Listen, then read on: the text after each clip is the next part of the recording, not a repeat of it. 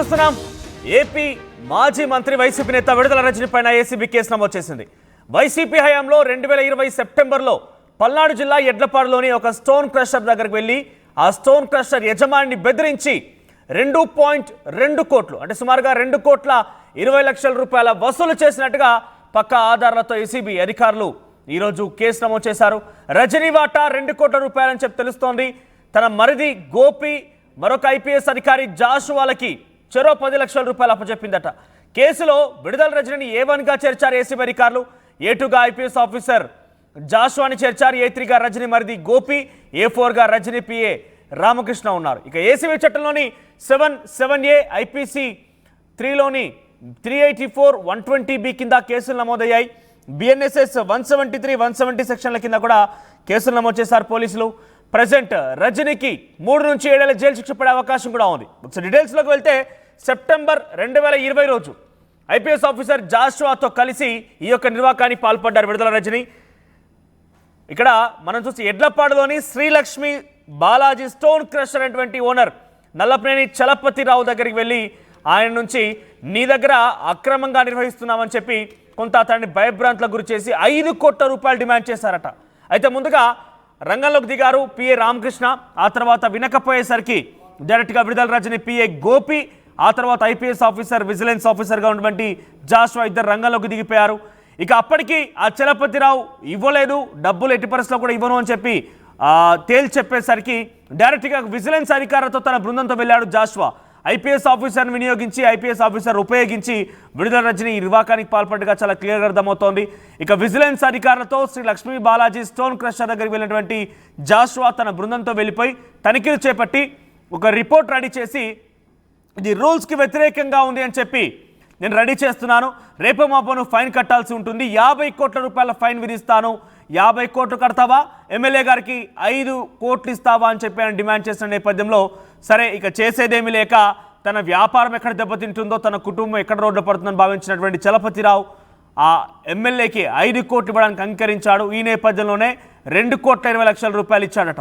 ఆ తర్వాత ప్రజెంట్ అప్పుడు ప్రభుత్వంలో కనుక మనం కేసు పెడితే మంత్రిగా ఉన్నారు, ఎమ్మెల్యేగా ఉన్నారు, ఆవిడని ఏం చేయలేమని భావించినటువంటి చలపతిరావు పైపెచ్చి కేసు కనుక పెడితే పోలీస్ ఆఫీసర్లే ఉన్నారు, ఇంకా ఏం చేస్తాం అని చెప్పి భావించి ఇక సైలెంట్గా ఉండిపోయాడు. ప్రస్తుతం ఈ ప్రభుత్వంలో కేసు పెట్టిన నేపథ్యంలో ఈ ప్రభుత్వం విజిలెన్స్ విచారణ చేపట్టింది. విజిలెన్స్ అధికారులు పక్కా ఆధారాలని సమకూర్చుకున్నారు. ఆ తర్వాత వెంటనే అటు ఏసీబీకి ప్రభుత్వం సిఫారసు చేయడంతో ప్రభుత్వం కేసు నమోదు చేసి అటు ఏసీబీ అధికారులు కేసు నమోదు చేశారు. ఏసీబీ సెంట్రల్ ఇన్వెస్టిగేషన్ యూనిట్ ఇప్పుడు ఈ కేసు నమోదు చేసింది. ఒకేలా కనుక ఈ సెక్షన్ల కింద నిజంగానే విడుదల రజని పైన కనుక కేసు నమోదు చేసి పూర్తిగా ఏసీబీ అధికారులు కూడా పక్కా ఆధారాలు ఫైనాన్షియల్ ట్రాన్సాక్షన్స్ కనుక రాబట్టగలిగితే ఈ సెక్షన్ల ప్రకారంగా 7 ఏళ్ల జైలు శిక్ష పడే అవకాశం ఉంది. ఎస్, ఇక ఏపీలో నెక్స్ట్ ఎవరు అని చెప్పి ఆలోచిస్తున్న నేపథ్యంలో నెక్స్ట్ ఎవరో కాదు, విడుదల రజని వంతు వచ్చేసింది. మరి విడుదల రజని దీనిపై ఎలా రెస్పాండ్ అవుతారో చూడాలి. దీనిపై మరిన్ని అప్డేట్స్ రామారావు అందిస్తారు. ఎస్ రామారావు, ఏంటి విడుదల రజని సుమారుగా 2,20,00,000 రూపాయలు అక్రమంగా ఒక స్టోన్ క్రషర్ నుంచి వసూలు చేసినట్టుగా ఏసీబీ అధికారులు పక్కా సమాచారంతో కేసు నమోదు చేశారు. ఎలా ఉండబోతోంది ప్రజెంట్ దీనిపైన వైసీపీ నేతల రియాక్షన్ ఏంటి? ఏకంగా ఒక ఐపీఎస్ ఆఫీసర్ కూడా ఆ రోజు ప్రభుత్వంతో కుమ్మక్కైపోయి వత్తాసు పలికి ఆయన కూడా ఈ క్రైమ్లో భాగస్వామిగా ఉన్నాడు, A2గా ఉన్నాడు. అప్డేట్స్ ఏంటి? మనది ఏదైతే పల్నాడు జిల్లాకు సంబంధించి మాజీ మంత్రి వైసీపీ చిలకలూరుపేట కన్వీనర్ అయినటువంటి మాజీ మంత్రి విడుదల రజనీపై ఇప్పుడు ఏసీబీ కేసు నమోదు చేయడం అనేది రాష్ట్ర వ్యాప్తంగా కూడా సంచలనంగా మారింది. ఎందుకంటే ఒక స్టోన్ క్రషర్ యజమాని బెదిరించి డబ్బులు వసూలు చేశారన్న దాని మీద కేసు నమోదు చేశారు. అయితే వైసీపీ ప్రభుత్వ హయాంలోనే ఈ ఘటన జరిగింది. ఆ తర్వాత ఆ సమయంలో అయితే మాత్రం ఆ స్టోన్ క్రషర్ యజమాని ఎవరైతే ఉన్నారో అతనైతే కంప్లైంట్ ఇవ్వలేదు, లక్ష్మీ బాలాజీ స్టోన్ క్రషర్ కు సంబంధించినటువంటి యజమాని. అయితే ప్రభుత్వం మారిన తర్వాత యజమాని ఏదైతే టీడీపీ సెంట్రల్ కార్యాలయానికి వెళ్లి కంప్లైంట్ ఇవ్వడం జరిగింది. అలాగనే అధికారులు కూడా ఫిర్యాదు చేశారు. సో గతంలో ఈ విధంగా జరిగింది, తనను బెదిరించి అక్రమ కేసులు పెడతామని చెప్పి పెనాల్టీ భారీ స్థాయిలో పెనాల్టీ విధిస్తాము, సో ఆ నిబంధనలకు విరుద్ధంగా స్టోన్ క్రషర్ అనేది నడుస్తుందని చెప్పి ఆ భారీ స్థాయి బెదిరించడమే కాకుండా తన వద్ద డబ్బులు తీసుకున్నారు. దాంట్లో విడుదల రజనీతో పాటు అలాగనే ఐపీఎస్ అధికారి అప్పుడు గుంటూరు విజిలెన్స్ ఎస్పీగా ఉన్నటువంటి జాషువా, సో వీళ్ళిద్దరూ కలిసి నన్ను బెదిరించారు. సో ఈ నేపథ్యంలోనే దీనికి సంబంధించి చర్యలు తీసుకోవాలంటూ కూడా ఆయన ఫిర్యాదు చేయడం జరిగింది. సో దీనికి సంబంధించి చూసుకున్నట్లయితే మొదట విజిలెన్స్ డీజీతో హరీష్ కుమార్ తో పూర్తి స్థాయిలో విచారణ జరిపించారు. సో దీని తర్వాత ACB director general Atul Singh ప్రాథమికంగా ప్రైమరీగా ఎంక్వైరీ చేసిన తర్వాత పూర్తి స్థాయిలో ఆధారాలు లభించిన తర్వాతనే కేసు నమోదు చేసినటువంటి పరిస్థితి ఉంది. సో మొత్తం మీరు చూసినట్లయితే ఇప్పుడు మాజీ మంత్రి విడదల రజని మీద కేసు నమోదవటం రాష్ట్ర వ్యాప్తంగా సంచలనం సృష్టించని చెప్పుకోవచ్చు. ఈ కేసులో ఫర్దర్ గా ఎలాంటి పరిణామాలు ఉంటాయనేది అయితే మాత్రం కొంత సంచలనంగా మారుతుంది, కొంత ఆసక్తిగా మారుతున్నటువంటి పరిస్థితి ఉంది. ఎందుకంటే కరెక్ట్ గా ఒక 20 రోజుల క్రితం చూసుకున్నట్లయితే విడదల రజని ప్రెస్ మీట్ పెట్టింది. ఆమె మామ అయినటువంటి మామ మీద కూడా కేసు నమోదు చేశారు. సో దానికి సంబంధించి కూడా అప్పుడు విడదల రజని మాట్లాడింది. సో ఈ విధంగా వృద్ధుడైనటువంటి తన మామ మీద ఇలాగ అక్రమ కేసులు పెట్టారని చెప్పి ఆమె చాలా ఫైర్ అయింది. ఇది కరెక్ట్ కాదు, కక్ష సాధింపు వైఖరిలో భాగంగానే ఈ విధంగా చేస్తున్నారని మాట్లాడటం జరిగింది. ఇప్పుడు చూసినట్లయితే ఏకంగా రజని మీదనే ఏసీబీ కేసు నమోదైనటువంటి పరిస్థితి. సో ఏసీబీ కేసు నమోదవటం అంటే దీనికి సంబంధించి పూర్తి స్థాయిలో ప్రాథమికంగా ఆధారాలు లభించిన తర్వాత మాత్రమే ఏసీబీ కేసు నమోదు చేశారు. అయితే ఏసీబీకి ఫిర్యాదు చేసినప్పటికీ ఏసీబీ కేసు నమోదు చేయడానికి ఆల్మోస్ట్ ఒక 20 నుంచి నెల రోజుల పాటు 20 రోజుల నుంచి నెల రోజుల పాటు సమయం తీసుకున్నారు. దీనికి సంబంధించి పూర్తి స్థాయిలో విచారణ చేశారు. అసలు గ్రౌండ్ లెవెల్లో ఏం జరిగిందనేది తెలుసుకున్న తర్వాత మాత్రమే సో కేసు నమోదు చేసినటువంటి పరిస్థితి ఉంది. సో ఈ నేపథ్యంలో ఇప్పుడు ఏం జరుగుతుంది, నెక్స్ట్ విచారణలో భాగంగా మాజీ మంత్రి విడదల రజనీని విచారణకు పిలుస్తారా, ఏం జరగబోతుంది అనేది అయితే మాత్రం ఆసక్తికరంగా. మరోవైపు దీంట్లో ఒక ఐపీఎస్ ఆఫీసర్ కూడా ఉన్నాడు. విజిలెన్స్ అధికారుల హోదాలో పనిచేసినటువంటి విజిలెన్స్ డైరెక్టర్ గా పనిచేసినటువంటి జాషువా కూడా దీంట్లో ఇన్వాల్వ్ అవడం, ఆయన కూడా 10 లక్షల రూపాయలు డిమాండ్ చేయడం, అక్కడ ఎమ్మెల్యే చేయడమే పొరపాటు, కానీ దానికి వత్తాసు పలికినటువంటి ఒక ఐపీఎస్ ఆఫీసర్ని కూడా ఎలా చూడాలి? ప్రజెంట్ జాషువా ఎక్కడ పనిచేస్తున్నారు, ఆయనపై ఎటువంటి చర్యలు తీసుకునే అవకాశం ఉంది?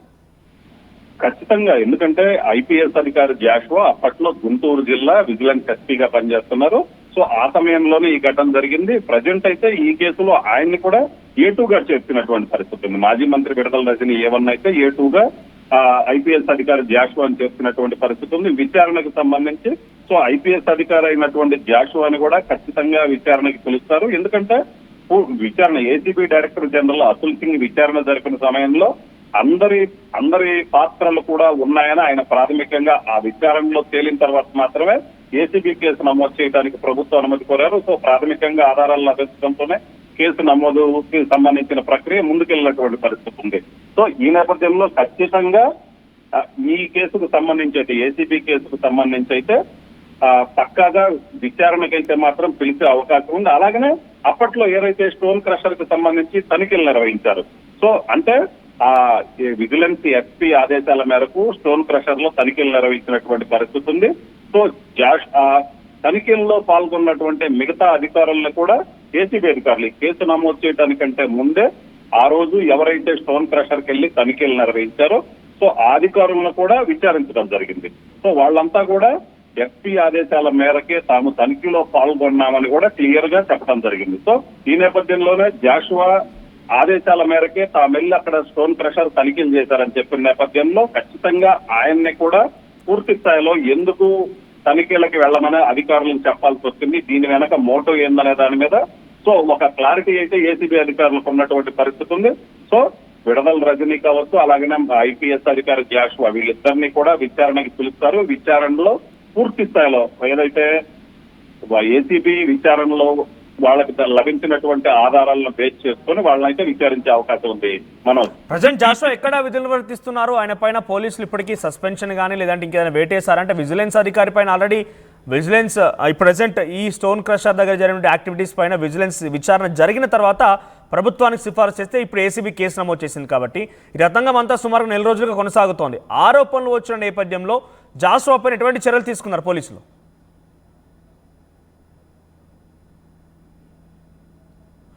రైట్ రామారావు, కేసు నమోదవటం కావచ్చు, ఆరోపణ జరగటం కావచ్చు, వచ్చిన తర్వాత ఖచ్చితంగా అధికారి మీద ప్రభుత్వ పరంగా చర్యలు తీసుకోవడం జరుగుతుంది. ఎందుకంటే సినీ నటి మస్వాని కేసులో చూసాము. సో ఆ అధికారులను కూడా ఐపీఎస్ అధికారులు కూడా సస్పెండ్ చేసినటువంటి పరిస్థితి ఉంది.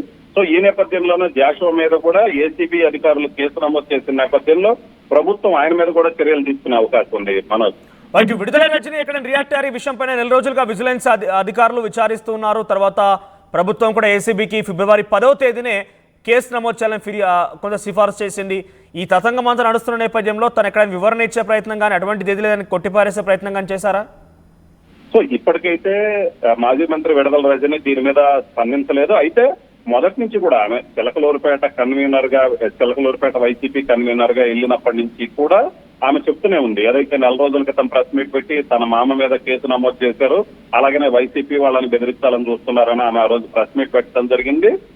తప్పుడు కేసులు పెట్టి వేధించాలని చూస్తున్నారు అని ఆమె మొదట్లోనే చెప్పడం జరిగింది. ఏదైతే చిలకలూరుపేట వైసీపీ కన్వీనర్ వెళ్ళిన సమయంలోనే క్లియర్ గా చెప్పడం జరిగింది, తప్పుడు కేసులు పెట్టి వేధించాలని చూస్తున్నారని చెప్పడం జరిగింది. సో ఈ నేపథ్యంలోనే ఇప్పుడు కేసులు పెట్టడంతో విడదల రజని ఎలాగ రియాక్ట్ అవుతారనేది అయితే మాత్రం ఆసక్తిగా మరి. ఎందుకంటే గతంలో కూడా కావాలనే వేధిస్తున్నారు, తప్పుడు కేసులు పెడుతున్నారు, తప్పుడు ఫిర్యాదులు చేపిస్తున్నారు. అలాగనే వైసీపీకి సంబంధించినటువంటి నేతల మీద, సోషల్ మీడియా యాక్టివిస్టుల మీద కేసులు పెట్టిన సమయంలో కూడా ఆమె క్లియర్ గా చెప్పారు, కావాలనే వాంటెడ్లీ వేధించడానికి ప్రయత్నిస్తున్నారని కూడా ఆమె క్లియర్ గా చెప్పడం జరిగింది. సో ఇప్పుడు ఈ కేసు ఏకంగా ఇప్పటిదాకా ఆమె అనుచరుల మీద కేసులు పెట్టారు, ఇప్పుడు ఏకంగా ఆమె మీదనే కేసు నమోదైన నేపథ్యంలో ఆమె ఏ విధంగా రియాక్ట్ అవుతుంది అనేది మాత్రం ఆసక్తిగా మారింది. మనోజ్. రైట్ రామారావు, సో మొత్తం మీద మాజీ మంత్రి విడుదల రజని పైన ఏసీబీ అధికారులు కేసు నమోదు చేశారు. సో ఇప్పటికే చాలా పక్కాగా విజిలెన్స్ అధికారుల తనిఖీలు చేపట్టి నిజంగానే జరిగింది అని నిర్ధారించుకున్న తర్వాత విడుదల రజని పైన కేసు నమోదు. ఇంతకీ ఏం జరిగిందంటే కనుక 2020 సెప్టెంబర్లో చిలకలూరుపేట సమీపంలోని ఎడ్లపాడు అనేటువంటి ఒక ప్రాంతంలో శ్రీలక్ష్మి బాలాజీ స్టోన్ క్రషర్ అనేటువంటి ఆ స్టోన్ క్రషర్ దగ్గరికి వెళ్ళిపోయి కొంతమంది అక్కడ ఐపీఎస్ అధికారి కానివ్వండి, ముఖ్యంగా విడుదల రజని పిఏ రామకృష్ణ అనే వ్యక్తి ముందుగా బెదిరింపులకు పాల్పడ్డాడు సదరు ఓనర్ చలపతిరావు పైన. మీరు వెంటనే 5 కోట్ల రూపాయలు ఎమ్మెల్యే గారికి చెల్లించాల్సిందే, లేదంటే కనుక మీ పైన విచారణ ఎదుర్కోవాల్సి ఉంటుంది, మీరు కొంత భయభ్రాంతులకు గురి చేసి బెదిరింపులకు పాల్పడ్డాడు పిఏ రామకృష్ణ. అయితే ఆ చలపత్రం ఎట్టి పరిస్థితుల్లో వినలేదు, నాకు అన్ని పర్మిషన్స్ ఉన్నాయి, అన్ని రకాలుగా నేను ప్రభుత్వం ట్యాక్స్ కడుతున్నాను, అన్ని రకాల పర్మిషన్స్తోనే ఇక్కడ క్రషర్ నిర్వహిస్తున్నానని చెప్పుకొచ్చాడు. అయితే అప్పటి వరకు ఎటువంటి కంప్లైంట్ రాలేదు. కానీ డైరెక్ట్గా ఇప్పుడు ఐపీఎస్ ఇక్కడ రైట్ సైడ్ ఫోటోలో కనబడుతున్న వ్యక్తి జాషువా విజిలెన్స్ డైరెక్టర్గా ఉన్నారు. సో ఆయన డైరెక్ట్గా రంగంలోకి దిగిపోయి ఆయనతో పాటుగా విడుదల రజని మరిది గోపి కూడా రంగంలోకి దిగిపోయి ఈ మొత్తం నిర్వాకానికి పాల్పడ్డారు. నువ్వు ఇప్పుడు ఇస్తే 5 కోట్లు ఇవ్వాల్సి ఉంటుంది, నేను డైరెక్ట్గా రంగంలోకి దిగాను కాబట్టి విచారణ చేపట్టి నేను నీపైన 50 కోట్ల రూపాయల ఫైన్ వేస్తానంటూ ఆయన ఏకంగా తన బృందంతో పాటుగా దిగిపోయి ఆ క్రషర్ మొత్తాన్ని పరిశీలించి విచారణ చేపట్టి ఒక ఫార్మాట్ రెడీ చేశాడు. ప్రభుత్వ పరంగా దుర్వినియోగం జరుగుతోంది, రూల్స్కి వ్యతిరేకంగా ఉందని చెప్పి ఆ స్టోన్ క్రషర్ యజమాని పైన 50 కోట్ల ఫైన్కి సిద్ధమయ్యాడు. అది ఆ రకంగా డాక్యుమెంట్ సిద్ధం చేసుకున్నాడట. వెంటనే అలర్ట్ అయినటువంటి ఓనర్ చలపతిరావు ఇక పోయేదేం లేక తళ్ళు పట్టుకొని 50 కోట్ల కంటే 5 కోట్లే మెండన్నట్టుగా ఆ 5 కోట్లు కాదు కానీ 2 కోట్ల రూపాయలు ఇస్తారని చెప్పి నిర్ణయించుకొని విడుదల రజనికి 2 కోట్ల రూపాయలు తన పిఏ రామకృష్ణ ద్వారా పంపించాడట. ఆ తర్వాత ఇటు జాషువా తర్వాత విడుదల రజని మరిది ఇద్దరు కూడా నాకు కూడా 10 లక్షలు ఇవ్వాలి, మేము కూడా దీంట్లో ఉన్నాం కదా అని చెప్పి వారు అడగడంతో తన వ్యాపార భాగస్వాముల వ్యక్తులతోని 10 లక్షల రూపాయలు అటు విడుదల రజని మరిది గోపికి టు ఐపీఎస్ ఆఫీసర్ జాషువా కూడా ఆ చలపతిరావు తన వ్యాపార భాగస్వామ్యంతో అందించారట. దానికి పక్కగా డేట్లు కూడా చెప్తున్నాడు ఆయన. ఈ మొత్తం సమాచారాన్ని టీడీపీ సెంట్రల్ కార్యాలయంలోకి వెళ్ళి అక్కడ టీడీపీ నాయకులతో చెప్పాడు. ఆ తర్వాత అధికారులకు కూడా పోలీసులకు ఫిర్యాదు ఇచ్చాడు. దీంతో వెంటనే విజిలెన్స్ అధికారులు రంగంలోకి దిగారు. విజిలెన్స్ అధికారులు వారం పాటుగా అంతా విచారించారు, నిజంగానే ట్రాన్సాక్షన్ జరిగిందా, డబ్బులు ఇచ్చారన్న విషయం పైన లోతుగా పరిశీలించారు.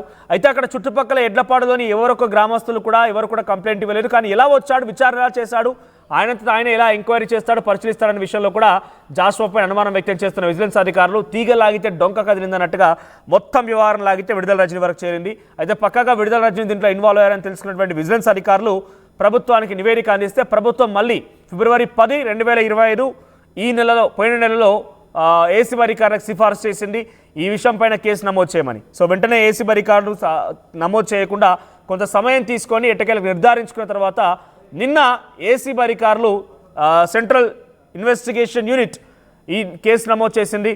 విడుదల రజని పైన A1 కింద విడుదల రజని ఉన్నారు, A2గా జాషువా ఐపీఎస్ ఆఫీసర్, A3గా విడుదల రజని మరిది గోపి, A4గా పిఏ రామకృష్ణ ఇలా కేసులు నమోదయ్యాయి. దాంతోపాటుగా వారిపైన సెక్షన్ 7(7)(a)తో పాటుగా 384, 120B, BNSS 173, 176 కింద కేసులు నమోదాయి.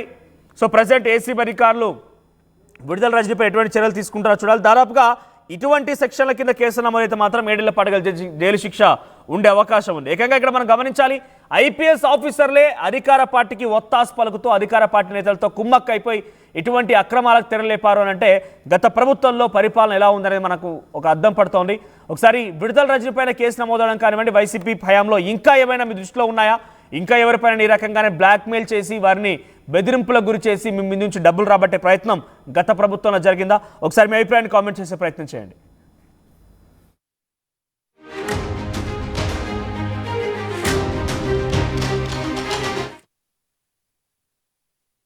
మీ సివిల్ సర్వీసెస్ కలను సాకారం చేసుకోవడానికి Vishnu IAS academy general studies prelims cum mains batch, anthropology, sociology, PSIR optionals April 21న ప్రారంభం. Join Vishnu IAS academy, fulfil your dreams of serving nation.